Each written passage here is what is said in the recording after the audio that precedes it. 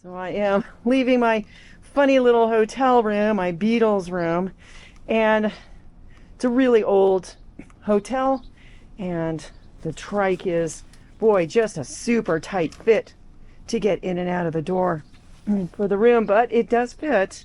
So I was very happy about that. So now I gotta go get my trailer, get everything set up, and we're gonna head on down Route 66. Come on, Myrtle. Let's go. Yes, I'm leaving my hotel out of Peach Springs, and you can see there's just a lot of snow out here. Yeah, so here we go, back on Route 66.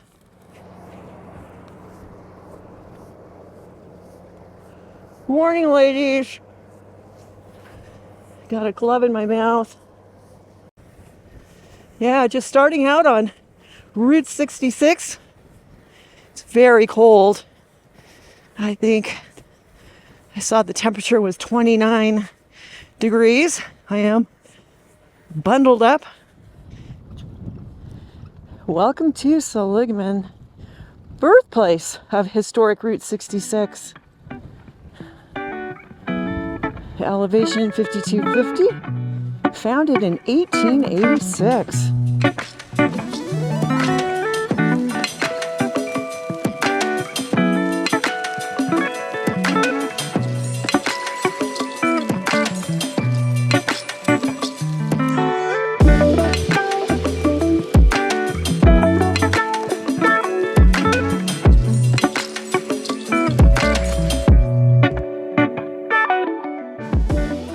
Yeah, seeing a lot of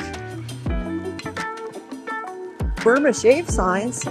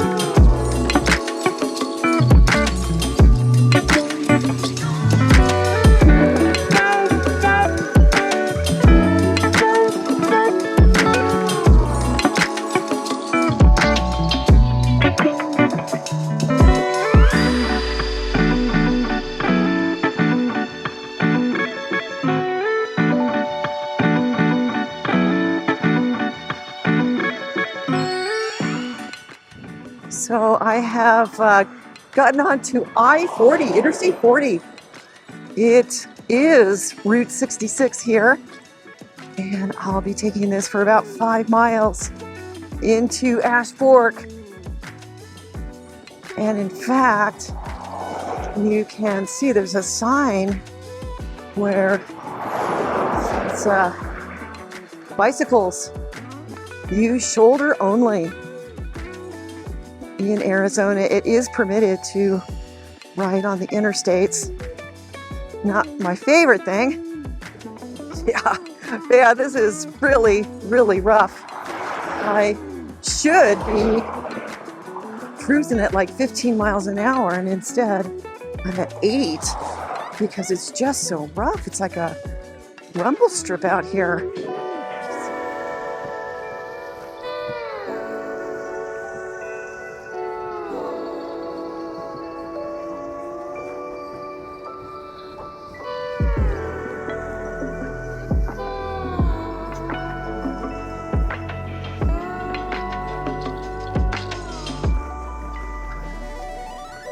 All right, off of nasty I-40.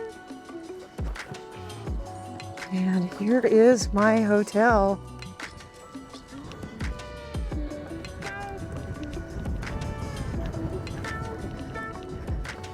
It's pretty quiet, huh? All right, let's get checked in. All right, so I am checked into my little hotel room in Ash Fork, Arizona, and this is definitely the cheapest place I've stayed so far. I think it was $59 a night, and it's, you know, another old, tired, kind of worn out room. Got 2 beds, and there's just not much room around the bed, so I've got my trailer here, and you know, I didn't have any trouble getting the trike through the door, but then like I had to move the microwave was on top of a little table that was sitting right here, so I moved those out of the way so that I'd have enough room for my trike, because otherwise I just didn't know where I was going to put it. And then here's the bathroom. As long as there's hot water and it's not too loud, I'll be fine. And today's ride, I did 50 miles and just about 1,500 feet of climbing. After yesterday's big mile day, I woke up, my legs were not aching. There wasn't any muscle soreness, but once I got started cycling again, I could feel that my legs were quite tired. There was a pretty big wind, a headwind this morning, nothing like yesterday. As the day went on, the wind got stronger, and it also shifted to my side, so that was a big relief. Route 66 was very quiet, hardly any traffic. The shoulder, again, just like yesterday, was very wide and in poor condition. So I rode most of the time in traffic and then just moved into the shoulder when cars would go by and then back into the traffic lane. Today I had to be on I-40, and I think tomorrow for sure into Flagstaff. And then, I don't know, I might have to be on I-40 even further. I haven't looked at the map, so I'll have to see. And, you know, the thing about the interstate, it is very, very loud. There's always a big shoulder, and this shoulder is in terrible condition. I should have been able to ride at 15 miles an hour, and I had to keep it really slow. It's almost like a rumble strip, and there's so much debris, tire pieces. You got to look out for tire wire because it's very sharp. And then there's potholes, and I am always looking to protect my rear wheel.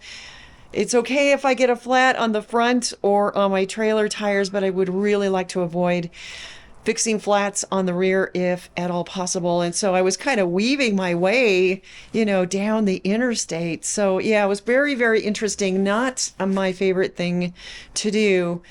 But I would say that everybody was very friendly on Route 66 today.